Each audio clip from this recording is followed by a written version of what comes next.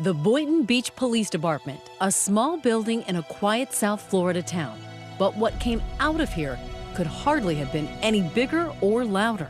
Terry Parker, investigative reporter for WPBF 25 News, covered the story. So this guy Muhammad walks into the Boynton Beach police station and he says, I know a woman who's trying to hire a hitman to kill her husband. She asked if I knew someone who can kill her husband for her.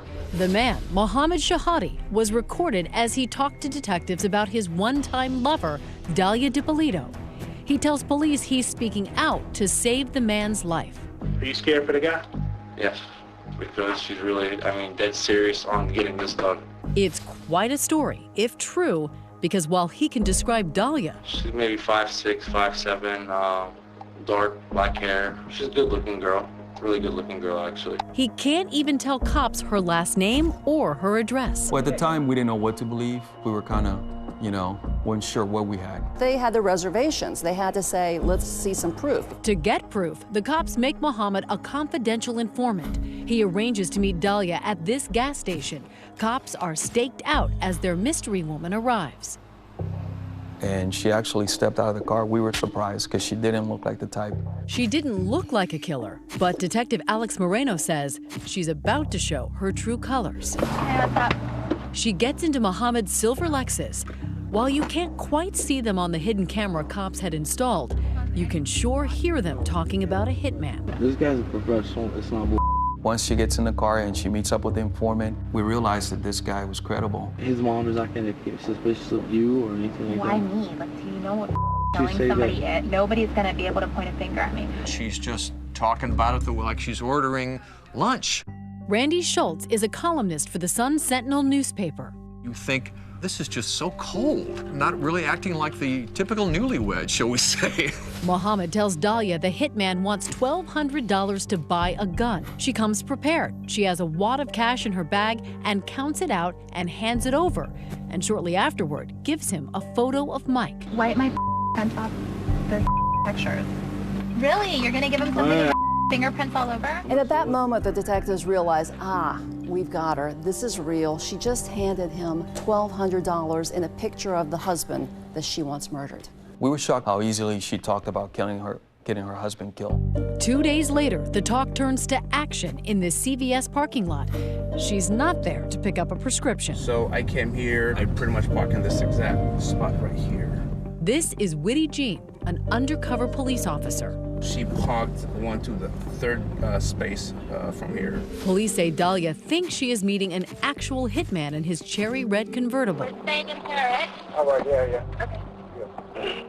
He makes his plan crystal clear. I'm gonna tell you how I'm gonna do it and when exactly it's gonna be done. A burglary gone wrong that leaves Mike dead. Everybody works in the daytime. Right. When he's at work, when he's not at work, then he gets to it ahead. For the undercover detective, he really wants to nail Dalia. Make sure he's got it on tape and on camera that she is really going to pay him to kill her husband. And he says, are you sure, Dalia? Between now and when it's done, you're not gonna have an option to change your mind, even if you change your mind. No, there's no, I'm determined Definitely already. you wanna do I'm positive, 5,000% sure. There it is. The press would have a field day with this line. Listen again. She's 5,000% sure. I'm positive, 5,000% sure. No, when I say I'm going to do something, I'm going to do it. No, she wasn't just 100% sure. She was 5,000% sure that she wanted her husband killed. I was a little shocked because I didn't think she was going to be that open. Dalia never backs off. No, I'm not going to, I'm a lot tougher than what I look. I know you see me and you're like, oh, what a cute little girl, whatever. But I'm not. That you are. You're beautiful. Thank you, but, I just need to make sure everything's going to take care of.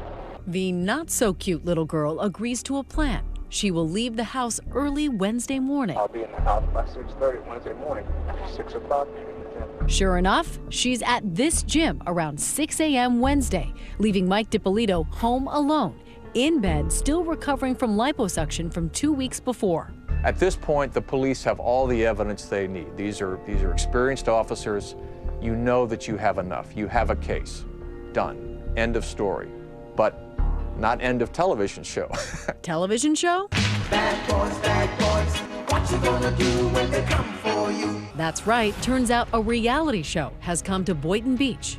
Got the video? Yep. And the timing couldn't be better. they'll be able to film the last part of the police investigation. Detectives, they were going to stage this fake crime scene. I hear a banging on the door. Sorry, yes. Sergeant Sheridan, Point Police Department. The TV show cameras are rolling when police wake up Mike. That's Officer Moreno at the door. Your wife has hired a person to kill you. Relax, just relax. Take it easy. Take a deep breath. Daddy, sit down. The guy was totally in shock that this was going on. I was very surprised. I was like, because then it hit me like, this is a mess. They drive him away and transform the street to make it appear they're really investigating Mike's murder. The TV show Cops, along with Boynton Beach police, have cameras rolling when a detective calls Dahlia at the gym. We're at your residence, ma'am. Can you come right back to your residence, please? She's back in a flash, and now watch carefully. You be the judge of what happens next. Is your husband Michael? Okay, I'm sorry to tell you, ma'am. He's been killed. He's been killed, ma'am. I'm sorry. Listen.